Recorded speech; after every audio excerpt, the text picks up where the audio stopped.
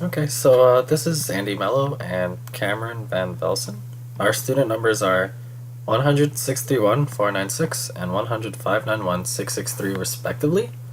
Just an FYI, I'm really not a super experienced coder, so I'm practically just gonna read off the comments.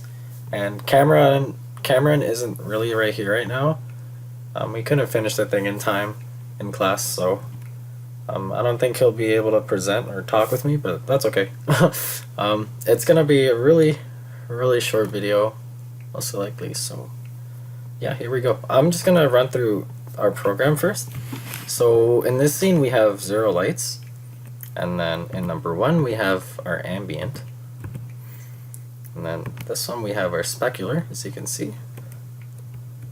We have our specular plus our rim light, and then if we press we get a ambient, specular, and rim, and then we're finally gonna get to our ramp textures.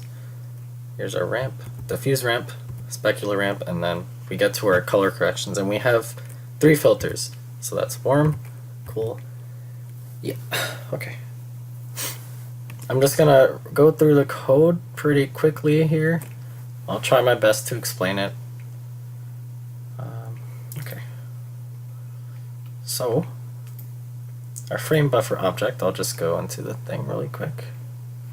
So here where we initialize the scene, we have our load up textures, the filters for color correction at the end. We load our meshes here in the first bit, and then we create our objects. So we have a few meshes. Oh, we also define default materials. We have our sphere and custom. Our custom's not that important, but our sphere is important because it's our rotating light at the top. And then we have our custom ones, which are like the candy looking things. They're called nixes.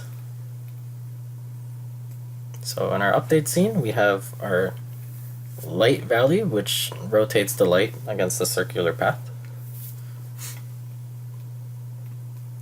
We have our update function for the game objects. And then here we can see that the light is rotated alongside the sphere.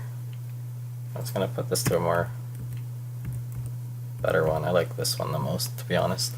I like diffuse a lot. Okay. Display callback.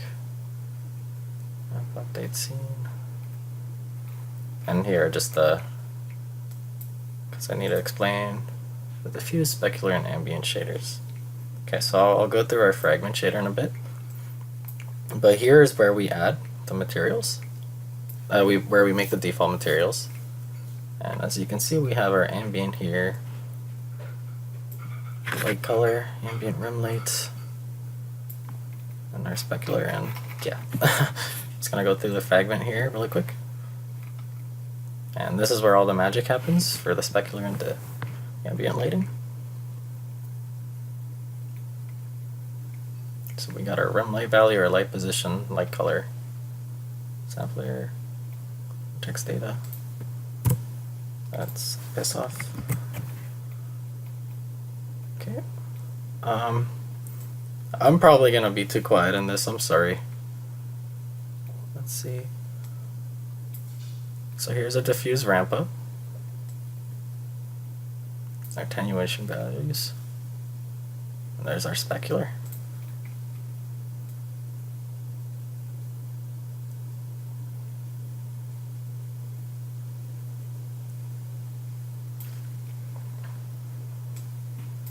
Okay. Oh yeah, so I'll just quickly go through the color correction and I'll show the movements.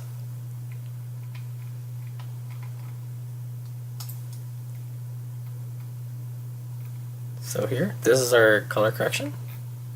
And with each color correction, we're going to clear the frame buffer object.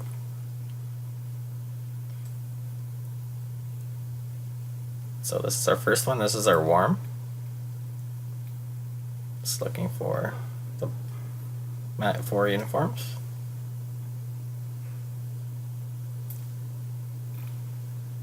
This is our cool, and this is our custom one, which looks really ugly actually. Excuse me. Okay, so we bound a few movements to the middle object because it made the most sense. And we have our movements set to cases. So yeah, I guess our scene kind of looks like this one. We did get a non-number. We tried to emulate it the best in class, but yeah. Okay, I'm just gonna quickly move this just so you can see. We didn't really make it exactly, but it moves. Exactly not as smooth as WASD, but it moves. Okay, and I think that's it because we don't have blur in this code, so I can't really go through that, but yeah, I guess that's it. Sorry for the lack of explanation, but I'm really not the best at explaining things, and this is giving me anxiety, so I'm just gonna stop it there.